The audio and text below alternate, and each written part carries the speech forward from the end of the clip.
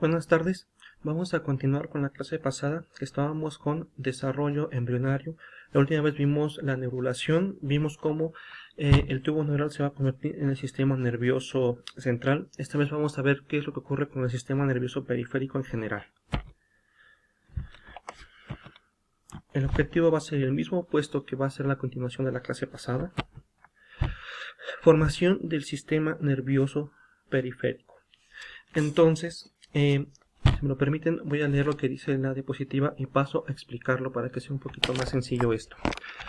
El sistema nervioso de la región craneal comprende los ganglios sensoriales, compuestos a su vez por neuronas sensoriales y por los nervios craneales. Entonces, estamos hablando del sistema nervioso periférico, eso es SNP.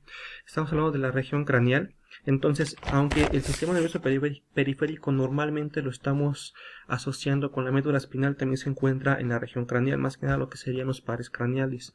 Las neuronas sensoriales y los ganglios sensoriales van a ser estas células, estas estructuras asociadas precisamente a todos los órganos o estructuras que están dedicadas a captar los estímulos del medio. Acuérdense que cómo es que sabemos que nos encontramos en algún lugar, mediante los órganos de los sentidos. Entonces esos órganos de los sentidos van a estar captando los estímulos mediante las neuronas y los ganglios sensoriales.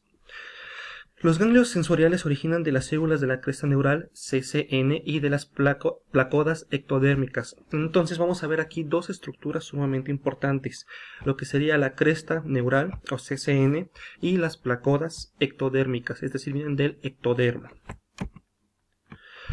Aunque ambos componentes provienen del reborde de la placa neural, recuerden que la placa neural es la que posteriormente se va a convertir en el tubo neural. Las placodas se restringen al área cefálica, es decir, esto que se llama placodas únicamente al área de la cabeza, área cefálica.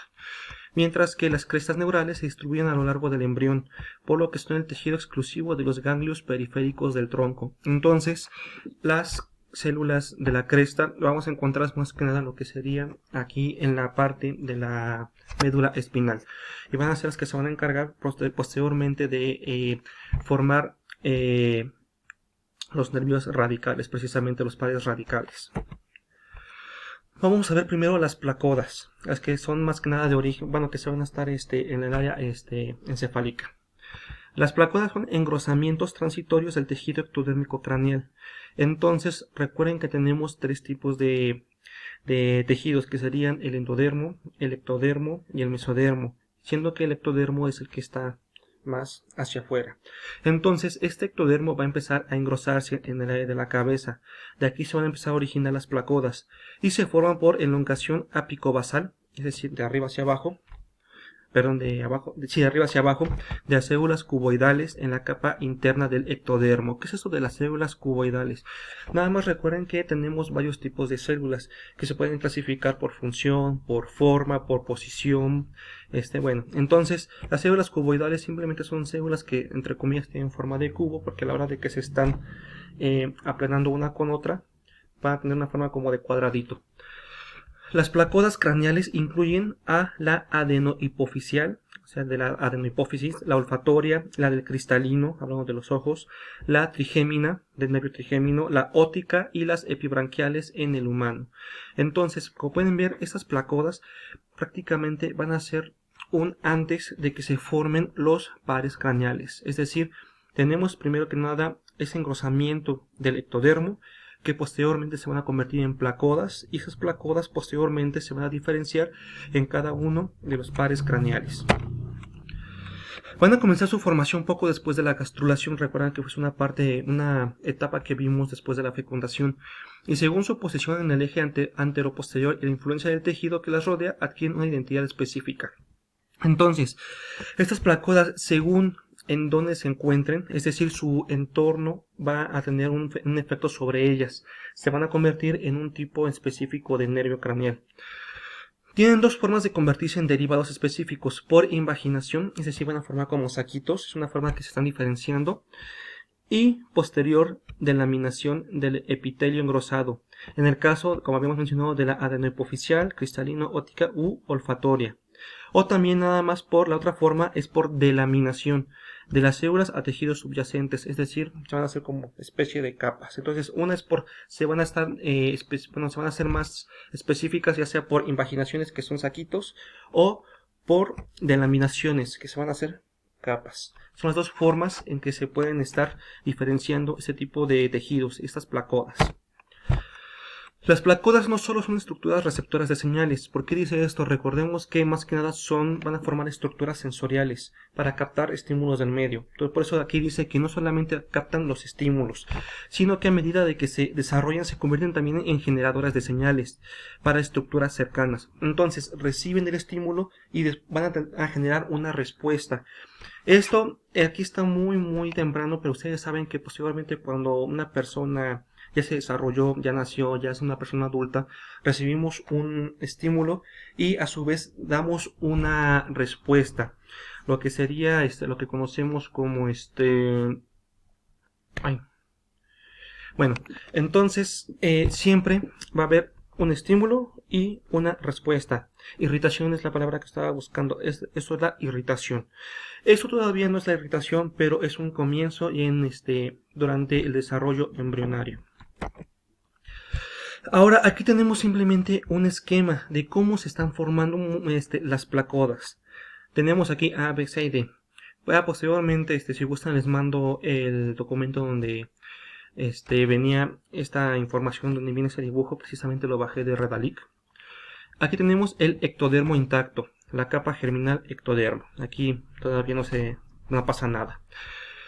Aquí en el inciso B tenemos un engrosamiento precisamente de este ectodermo. Es la primera fase para que se desarrollen las placodas. Aquí en el inciso C tenemos una formación, pero por invaginación. ¿Se acuerdan que estábamos diciendo que había dos formas en que se formaban las placodas en el ectodermo? La primera es por invaginación. Se forma una especie como de saco, una bolsa, y posteriormente va soltando lo que formarían posteriormente a las placodas. Y finalmente en el D tenemos la formación de las placodas, pero por delaminación. Como pueden ver aquí, tenemos como laminitas, entonces se van seccionando y va soltando poco a poco estos tejidos que van a formarse posteriormente como las placodas, y después se van a formar los nervios craneales. Ahora, las placodas pueden ser sensoriales o pueden ser neurogénicas. Vamos a ver los dos casos. Sensoriales quiere decir que están captando estímulos, como estábamos comentando, las cuales atribuyen a la formación de los ojos. Es decir, esas placodas van a ayudar a formar los ojos, el sistema acústico lateral, oídos, órganos olfatorios, nariz. Son los órganos de los sentidos: ojos, oídos, nariz.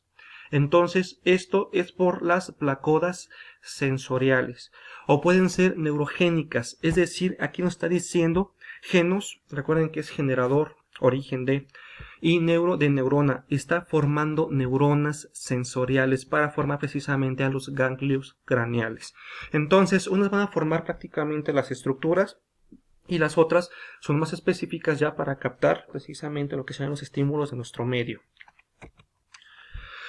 Todas las placodas excepto el cristalino y la adenohipofisial originan neuronas, además de otros tipos celulares. Entonces recuerden que tenemos prácticamente dos actividades principales para las placodas: estar generando células, en este caso neuronas, y además van a estar captando estímulos. Las neurogénicas, que estábamos diciendo que son las que van a estar formando neuronas, se dividen en dos tipos, según la localización y según el destino. En las dorsolaterales, como lo serían, por ejemplo, la trigeminal y la óptica, ya como que tienen un nombre más parecido a los pares craneales, que ocupan una posición relativamente dorsal y lateral al cerebro posterior. Entonces, más que nada, ahorita obviamente no os puedo enseñar con mi cabeza, pero más o menos esta sería el área de estas placodas donde se van a estar formando los nervios de esta zona. Y las epibranquiales, ubicadas ventralmente a la placoda óptica y dorsocaudal a las hendiduras faríngeas. Bueno, aquí no voy a estar diciendo una por una. Por favor, les voy a mandar la presentación, léanlo con calma. Pero son nada más ejemplos. De la placoda trigeminal, por ejemplo, tenemos aquí al ganglio del trigémino, el quinto par craneal. De la placoda óptica que estamos platicando hace rato, se van a originar las neuronas del nervio olfatorio, que sería el octavo par craneal. De las epibranquiales se van a generar el par número 7, el par número 9 y el par número 10. Y por ejemplo, las placódas epibranquiales van a estar formando prácticamente a los pares craneales también 7, 9 y 10. Si no crean que nada más va a ser específica una placoda para un solo par craneal, pueden intervenir dos o más. Tenemos aquí de nueva cuenta lo que sería el ectodermo, cuando se está formando precisamente los tipos diferentes de placodas. Aquí tenemos la trigeminal, epibranquial, hipofisaria, lenticular, ótica y olfatoria.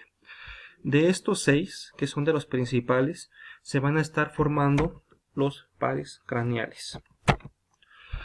Bueno, esto fue en cuanto a las placodas. Eso sería, las placodas vamos a relacionarlo entonces con el sistema nervioso periférico del área encefálica, cabeza. Pero ¿qué va a ocurrir con la médula espinal? Nos falta esa parte. Ahí van a estar trabajando las crestas neurales. La cresta neural se origina de las células localizadas a lo largo de los bordes laterales de la placa neural. Las células de la cresta neural se desprenden de la placa neural o del tubo neural después de modificar su forma. Bueno, prácticamente aquí nos está diciendo que la placa neural, a la hora de estarse convirtiendo en el tubo neural, va a tener por ahí unas estructuras que vamos a llamar células de la cresta neural, CNN, CSN o simplemente crestas neurales, los cuales van a estar formando los pares raquídeos. Bueno, aquí nada más está diciendo cómo se está diferenciando. Aquí estamos viendo una imagen precisamente, como tenemos aquí la placa neural. Recuerden que aquí todavía está un poco aplanada antes de convertirse en un tubo. Tenemos aquí los precursores de la cresta neural. Esta placa neural poco a poco va a ir soltando esas estructuras que se van diferenciando en lo que serían las células de la cresta neural y posteriormente en los pares raquídeos. Después de abandonar el neuroepitelio, las células de la cresta neural se encuentran en ambiente relativamente desprovisto de células y rico en moléculas de la matriz extracelular. Entonces, después de que estas células dejan la placa neural, prácticamente no van a estar conviviendo con otro tipo de células. Vamos a recordar que un tejido no solamente son células, también va a tener matriz extracelular, que es lo que está juntando, pegando a las células. Entonces, estas células que de la cresta neural o CCN se van a encontrar envueltas con mucha matriz extracelular. Es gracias a este ambiente que van a realizar migraciones por algunas vías. Estas migraciones están determinadas tanto por propiedades intrínsecas de las células, es decir, por las mismas células, por sus mismas propiedades, como por las características del ambiente extracelular. Entonces, el medio también tiene un efecto sobre las células de la cresta. Estas van a emigrar y según a dónde emigran se van a estar diferenciando. Las células de la cresta neural acaban por diferenciarse en una gran variedad de estructuras adultas. Bueno, aquí estamos hablando de dos tipos de hipótesis, más que nada de qué es lo que está haciendo efecto para que se diferencien. Por favor, denle con un poquito más de calma, ahorita no lo voy a comentar. Y ya como un resumen de todo lo que acabamos de ver, en términos generales, el sistema nervioso se origina de la capa germinal ectodérmica. Eso lo vimos desde la clase pasada del ectodermo. Parte de esta capa ectodérmica da origen primero, más que nada, a las células de la cresta neural, las cuales contribuyen a la formación del sistema nervioso periférico. Recuerdan que estábamos diciendo que las células de la cresta neural van a estar formando lo que sería el sistema nervioso periférico, pero de la parte de la columna. Estos van a diferenciarse más que nada en células de Schwann, neuronas, células gliales y sistema nervioso simpático y parasimpático. Después, al neuroectodermo, que ya es una pequeña diferenciación del ectodermo, va a originar al tubo neural, y ese tubo neural a su vez va a generar el sistema nervioso central, y después el ectodermo anterior a la placa neural o ectodermo no neural va a originar a las placodas craneales. Esas placodas craneales, les recuerdo que es lo que está formando a los pares craneales del sistema nervioso periférico, pero de la región encefálica. Y bueno, con eso estaremos terminando lo que sería la formación del sistema nervioso en cuanto a los embriones. Vamos a pasar ya a los siguientes temas, después ya directamente a lo que serían órganos de los sentidos, oído, ojos, olfato, intestinos, hay algunas otras estructuras ya posteriormente. Entonces, por favor, cualquier duda, háganmela saber y aquí estamos para lo que se les ofrezca.